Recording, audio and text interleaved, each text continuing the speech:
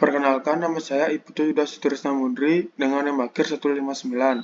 Di sini saya akan menjelaskan tentang jawaban ujian akhir semester perancangan irigasi dan bangunan air. Untuk soal nomor 1, jelaskan apa yang dimaksud dengan grip line, serta langkah-langkah yang dilakukan dalam mendesainnya. Jelaskan pula bagaimana pertimbangan-pertimbangan yang perlu diketahui jika grip line belum stabil atau belum memenuhi syarat. Untuk jawabannya, pengertian dari grip line. Grip line merupakan air yang mendapat hambatan akan mencari jalan keluar melalui hambatan yang paling kecil. Hambatan yang lebih kecil di sini adalah pertemuan antara tanah dengan bangunan. Biasanya hal ini disebut grip line.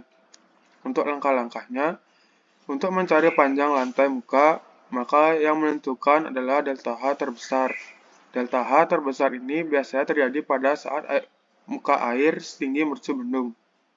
Sedangkan di belakang bendung adalah kosong. Seberapa jauh lantai muka yang diperlukan sangat ditentukan oleh garis hidraulik gradien yang digambar ke arah upstream dengan titik ujung belakang bendung sebagai titik permulaannya dengan tekanan sebesar 0. Miring garis hidraulik gradien menyesuaikan dengan kemiringan yang diizinkan untuk suatu tanah dasar tertentu, yaitu dengan menggunakan grip ratio. Selanjutnya, menggunakan dua teori, yaitu teori Big dan teori Lane, yang rumusnya delta H sama dengan L per CL sama dengan C dikali delta H. Dan juga L sama dengan CW dikali HB. Untuk pertimbangannya jika grip line belum stabil yaitu dengan cara mencoba-coba panjang lantai mukanya serta mengubah grip line H dan grip line V. Untuk soal nomor 2, jelaskan tahapan perhitungan stabilitas tubuh bendung. Apa saja yang perlu diperhatikan dalam menghitung stabilitas, dan bagaimana jika beberapa aspek yang tidak memenuhi kriteria desain. Untuk jawaban nomor 2, yang pertama ada tekanan air yang rumusnya PA1 sama dengan 1/2 dikali gamma air dikali H/2. Selanjutnya PA2 sama dengan B dikali H dikali gamma air. Untuk yang kedua ada tekanan lumpur dengan rumus P1.1 sama dengan setengah dikali Ka dikali H/2 dikali gamma lumpur. Selanjutnya P1.2 sama dengan B dikali H/2 dikali gamma lumpur.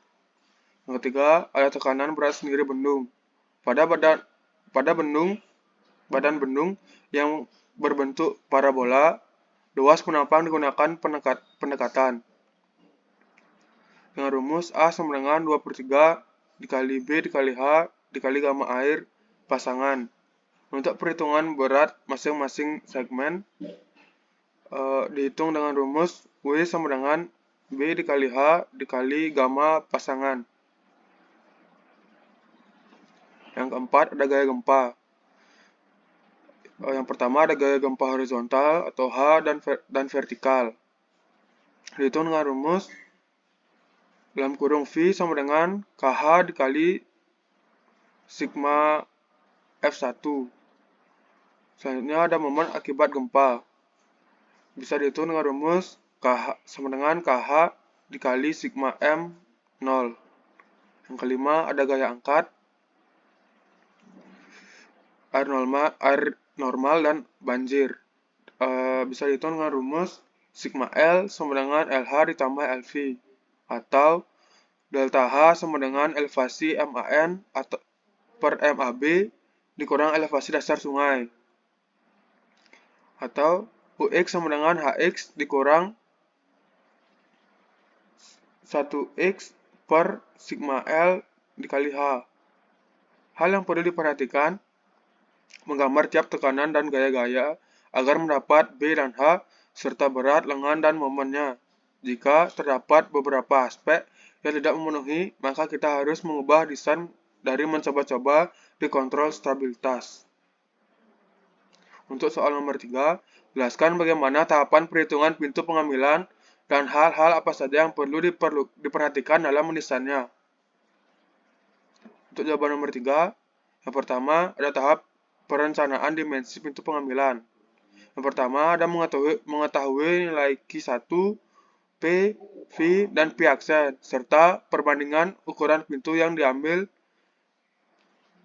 B dibanding H. Kedua, menghitung dengan rumus A dikurang Q per V, H dan Z dikurang V pangkat 2 per C pangkat 2 dikali 2A, serta kontrol Q aksen dikurang C dikali A dikali akar dalam kurung 2 dikali G dikali Z. Selanjutnya ada mengetahui desain struktural pintu pengambilan, yaitu lebar pintu, HB, P aksen, dan tinggi balok kayu.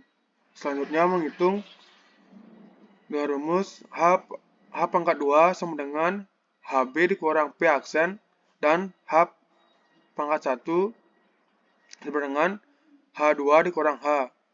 Tekanan air di depan pintu bisa dihitung dengan rumus P sama dengan 0,5 dikali gamma W dalam kurung H1 ditambah H2 dikali H. Selanjutnya, panjang pintu pengambilan dalam kurung L dikurang B ditambah 2A. Selanjutnya ada momen letusan pada pintu dengan rumus M sama dengan 1/8 kali P dikali L pangkat 2. Selanjutnya bisa dihitung dengan rumus Q dikurang M per W dikurang MX per IY. Untuk tebal pintu pengambilan bisa dihitung dengan rumus T pangkat 2 sama dengan 6M per H per Q. Selanjutnya ada perencanaan dimensi saluran primer. Mengetahui nilai Q1, B, V, dan kemiringan talut. Menghitung luas saluran primer. Untuk rumusnya A sama dengan 1 per 2 dikali B ditambah B ditambah 2H dikali H, sertakan menggunakan rumus ABC. Selanjutnya, H sama dengan H ditambah tinggi jagaan. Untuk soal nomor 4, jelaskan bagaimana tahapan perhitungan pintu pemilas dan kantong lumpur, dan hal-hal apa saja yang perlu diperhatikan dalam menulisannya. Untuk jawaban nomor 4, tahapan perhitungan pintu pemilas. Mengetahui nilai D, C1, dan kecepatan kritis yang diperlukan untuk pemilas bisa dihitung dengan rumus VC sama dengan 1,5 dikali C1 dikali akar D. Bisa dicari dengan dua cara.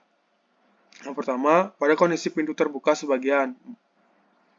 Bisa dihitung dengan rumus Z sama dengan V pangkat 2 dikali C pangkat 2 dikali 2 dikali G. Dan serta rumus H aksen sama dengan H dikurang 0,1 dikali M. Dan rumus Y sama dengan 2 dikali H aksen dikurang Z. Selanjutnya, pada kondisi pintu terbuka seluruhnya. Menghitung VC sama dengan Q per A sama dengan B dikali D dikali 0,75 dikali akar 2 dikali 9,81 dikali H1 per 3 per B dikali D sama dengan H sama dengan VC per 1,918 pangkat 2 sama dengan Z sama dengan 1 per 3H atau D sama dengan H dikurang Z. Yang kedua, tahapan perhitungan kantong lumpur. Yang pertama, mengetahui Q1, B, V, M, tinggi basah saluran, K, dan tinggi air saluran atau H. Yang pertama, perencanaan umum kantong lumpur. Menghitung luas tampang basah atau A, keliling basah atau P, jari-jari hidraulis atau R, kemiringan saluran IN, dan tinggi jagaan atau freeboard.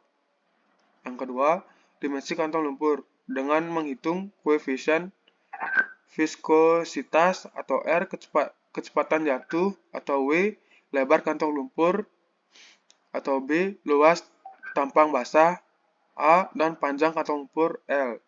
Bertiga, menentukan aliran kritis dengan menghitung tinggi aliran kritis YC atau YC, kecepatan aliran kritis atau VC, luas penampang basah pada aliran kritis atau AC, keliling basah penampang pada aliran kritis atau PC, jari-jari hidrolis pada aliran kritis atau RC, dan kemiringan memanjang dengan rumus Strickler dan kedalaman kantong atau DC.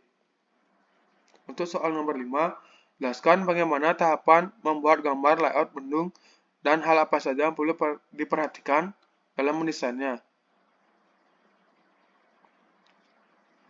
Yang pertama, membuat pintu pemilas. Yang kedua, membuat gambar pintu pengambilan dan saluran pengambilan. Yang ketiga, membuat kantong lumpur. Yang keempat, membuat saluran primer dan pintu pengambilan di dua sisi. Yang kelima, menggambar elevasi dasar sungai. Yang keenam, selanjutnya elevasi dasar olakan dan tubuh bendung. Yang ketujuh, menggambar elevasi tanah di sebelah kiri gambar. Kedelapan, membuat garis potongan. Sekian presentasi jawaban ujian akhir semester dari saya. Jika ada salah kata, saya mohon maaf. Sekian dan terima kasih.